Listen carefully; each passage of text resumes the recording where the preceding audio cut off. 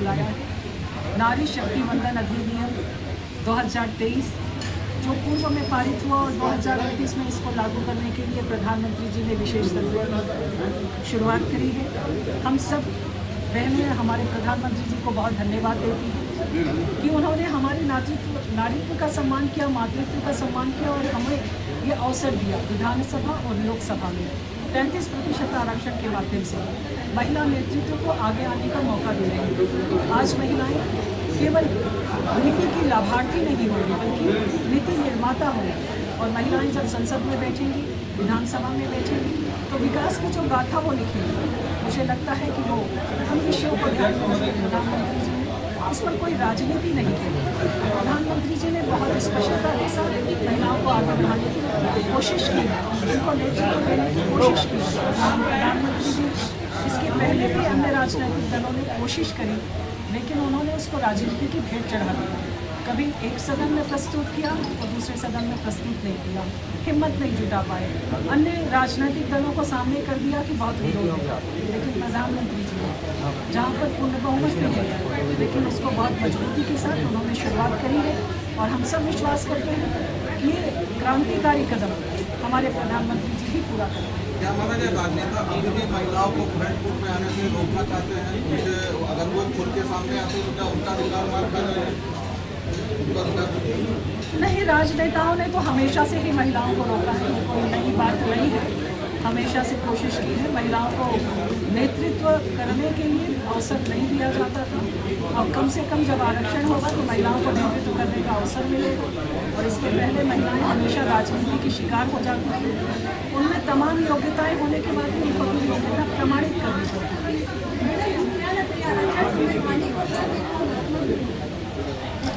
महिलाएं तो भावना से जुड़ी होती है, संवैधानिक होगा अभी तो आप भावना से जुड़ेगा।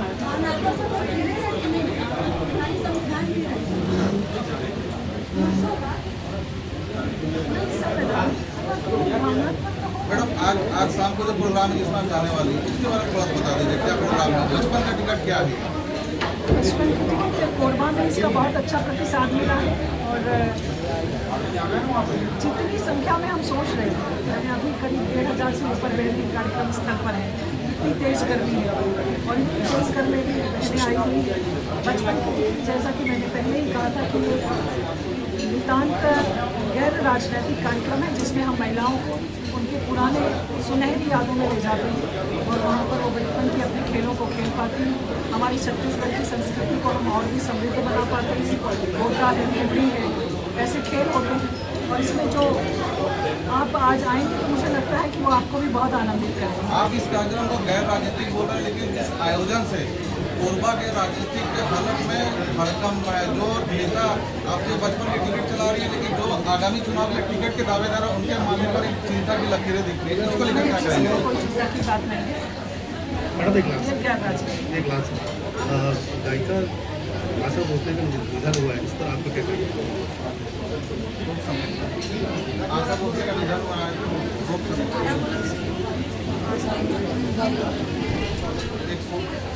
कि हम सबके लिए बहुत अपूरणीय क्षति है देश के लिए कि हमारी पार्श्व गायिका आशा भोसले जी हमारे बीच में नहीं रही। उनकी मधुर आवाज़ हम सबके जीवन में हमेशा रहेगी और अपने आवाज़ के माध्यम से वो हम सबके बीच में हमेशा जीवित रहेगी।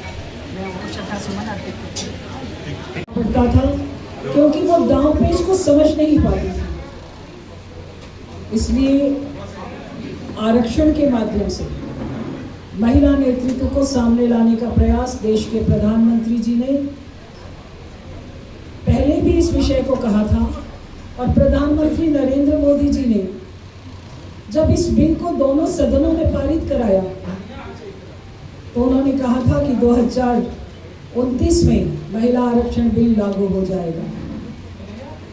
इस बीच में बहुत सारी ऐसी प्रक्रिया रही जिन प्रक्रियाओं के तहत 2029 में थोड़ी कठिनाई दिख रही थी, लेकिन हमारे प्रधानमंत्री जी जिन्होंने जो कहा उसको पूरा किया है। इसलिए 2029 में महिलाओं को 33% आरक्षण लोकसभा में, विधानसभा में मिले। इस बात के लिए देश के प्रधानमंत्री जी ने एक विशेष प्रावधान के तहत 16, 17, 18 अप्रैल को भारत की संसद में विशेष सत्र बुलाया है, जिसमें नारी शक्ति वंदन अधिनियम में संविधान में संशोधन किए जाएंगे। और ये संविधान का संशोधन जब होगा तो महिलाओं को विधानसभा में और लोकसभा में 33% आरक्षण मिलने का मार्ग प्रशस्त हो जाएगा। देश के प्रधानमंत्री जी ने बहुत सारे इसके पहले भी जो निर्णय किए, आपको याद होगा, बेटी बचाओ बेटी पढ़ाओ एक ऐसी शुरुआत थी जब उसकी गंभीरता को लोगों ने नहीं समझा। बेटी बचाओ बेटी पढ़ाओ ये अभियान की शुरुआत क्यों करनी पड़ी? महिलाओं का अनुपात कम हो रहा था और बेटियां जब घर में पैदा हों तो लोग खुशी नहीं मनाते थे, दुख मनाते थे। बिटिया का पैदा होना, और कई बार तो ये होता था कि कन्या जन्म लेने के पहले उसकी कन्या भ्रूण हत्या ही हो जाती थी, बेटियों की संख्या गिरने लगी। इस गंभीर विषय को देश के प्रधानमंत्री जी ने समझा और हम बहुत सौभाग्यशाली हैं। हमारे प्रदेश में नहीं, लेकिन बहुत से प्रदेशों में बेटियों की पैदाइश हो ही नहीं पाती थी। प्रधानमंत्री जी ने बेटी बचाओ बेटी पढ़ाओ अभियान जब शुरू किया तो उसके बाद में उसके बहुत सकारात्मक परिणाम आए। आज हम अनुपात में बराबर पे हैं, कहीं कहीं ज़्यादा भी हैं। बेटियां अब ज़्यादा अनुपात में हैं। इसलिए महिलाओं के लिए देश के प्रधानमंत्री जी ने जो सोच रखी है, उन्होंने देश की महिलाओं के नारीत्व का सम्मान किया है, उनके मातृत्व का सम्मान किया है, ये नारी शक्ति वंदन अधिनियम को लेकर। महिलाओं के लिए उन्होंने बहुत सी योजनाएं चलाई और हर जगह पर कोशिश की कि वो नेतृत्व के तौर पर आगे आए। अगर प्रधानमंत्री आवास योजना दी गई है तो उन्होंने कोशिश की कि उसकी पटल पर अगर नाम लिखा जाए तो महिला का नाम लिखा जाए। नेतृत्वकर्ता के तौर पर महिलाओं को आगे लाने का प्रयास प्रधानमंत्री जी ने बराबर किया है। आज हम पूरे देश की नारी जगत की समस्त बहनें हमारे प्रधानमंत्री नरेंद्र मोदी जी को साधुवाद देती हैं, धन्यवाद देती हैं कि उन्होंने नारी शक्ति वंदन अधिनियम 2023 में विशेष प्रावधान करने जा रहे हैं। और ये विशेष प्रावधान आने वाले समय में भारत में महिलाओं को केवल नीति का लाभार्थी नहीं बनाएगा। हम केवल जो योजनाएं हैं हम उसके लाभार्थी नहीं होंगे, हम नीति निर्माता होंगे। नीति निर्माता बनाने के लिए भी प्रधानमंत्री जी को धन्यवाद है।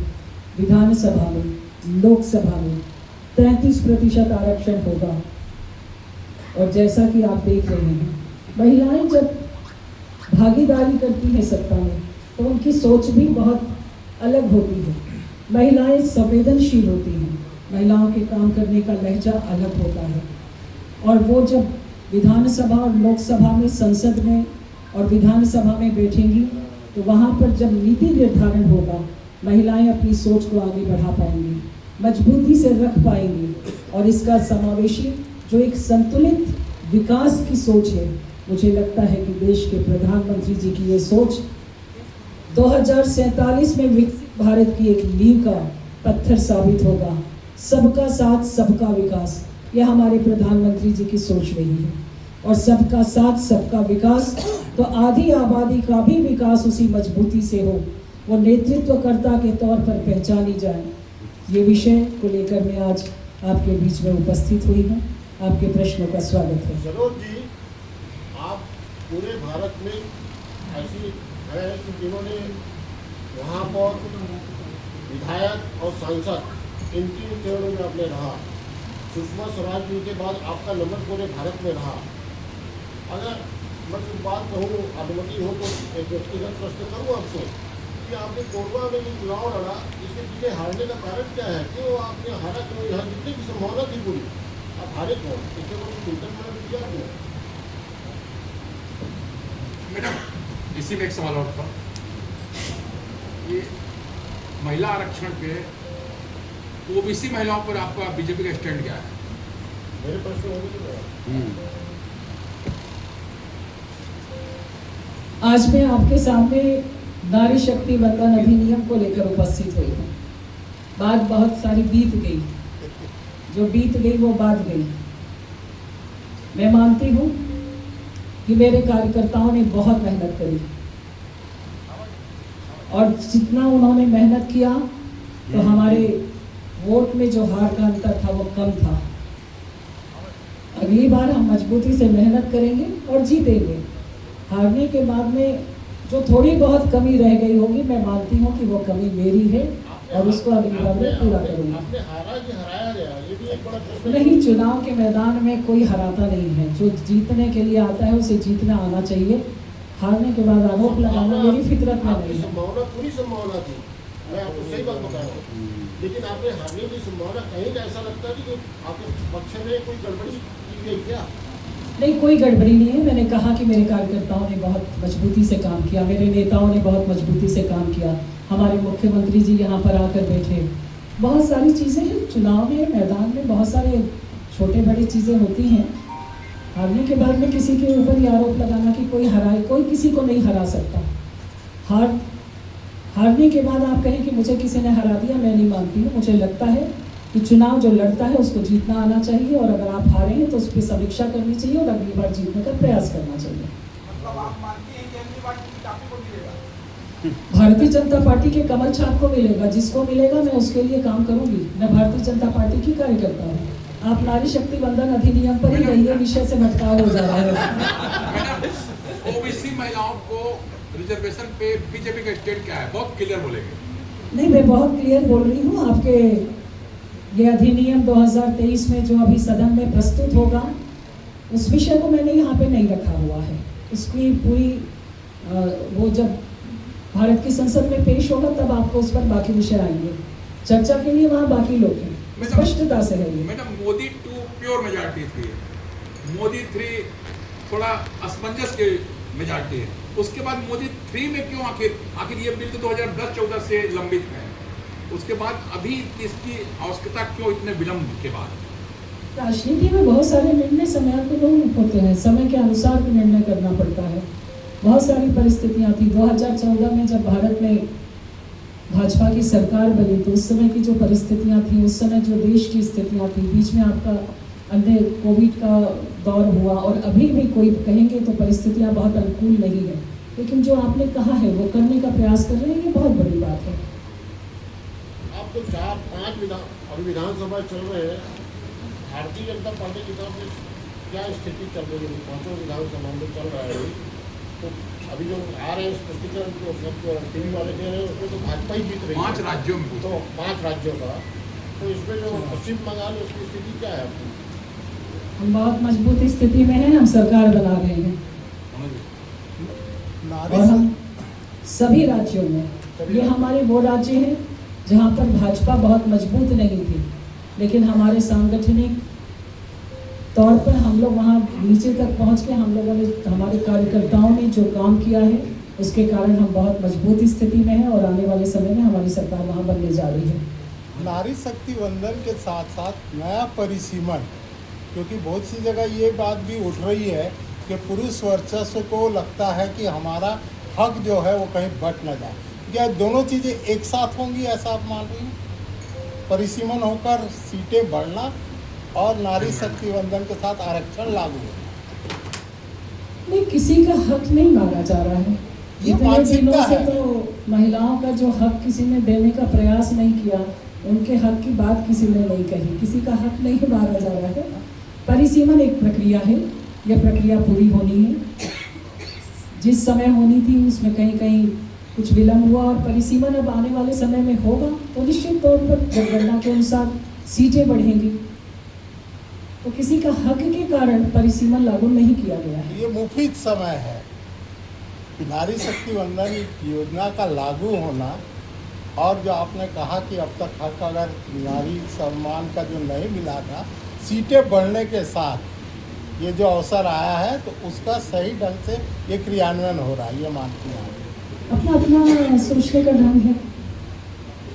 सरोज जी, एक बात बताइए कि अभी जो देश में सरकार चल रही है उसमें जो शायद थी, आपकी क्या परिकल्पना? सरकार कैसी चल रही है? काम समय पे चल रहा है कि भ्रष्टाचार बढ़ रहा है, कुछ कम हो रहा है? कुछ बताइए जरा।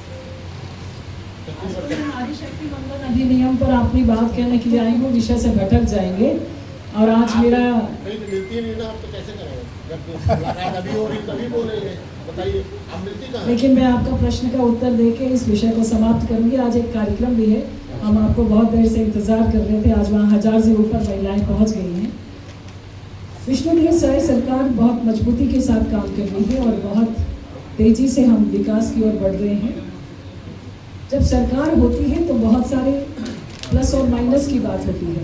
आपका जो प्रश्न है मैं समझ सकती हूँ, लेकिन मैं मानती हूँ कि हमारे मुख्यमंत्री जिस सौम्यता के साथ, जिस सरलता और सहजता के साथ सरकार चला रहे हैं, ऐसा बिरला ही मुझे लगता है दिखाई देते हैं। हमारे रमन सिंह जी ने भी बहुत सहजता के साथ सरकार चलाया और हम जिस मजबूती से छत्तीसगढ़ में काम कर रहे हैं, हम विकास के नए आयाम लिखने वाले हैं। मैडम जिस भी विषय को एनडीए उत्साह मनाती है, उत्सव मनाती है, ये मानते हैं कि वो सफल होती है। तो ये माना जाए कि जो आरक्षण, महिलाओं का आरक्षण बिल जो लाया जा रहा है, वो सफलता की जो है पहले से पूरी स्टोरी लिखी जा रही है, उससे पहले का ऐसा उत्साह नहीं। ये उत्साह वैसे भी महिलाओं के लिए बहुत, मैं आपको अपनी बात कहती हूँ, आरक्षण के माध्यम से महिलाएं आगे आएंगी और महिलाओं को जो अवसर मिलेगा, मैं महिला आरक्षण से आगे आएंगी। मुझे पहली बार महापौर की टिकट आरक्षण में मिली, लेकिन उसमें मैंने इतना काम किया कि दोबारा उसमें सामान्य होने के बाद भी कोई लड़ नहीं पाया।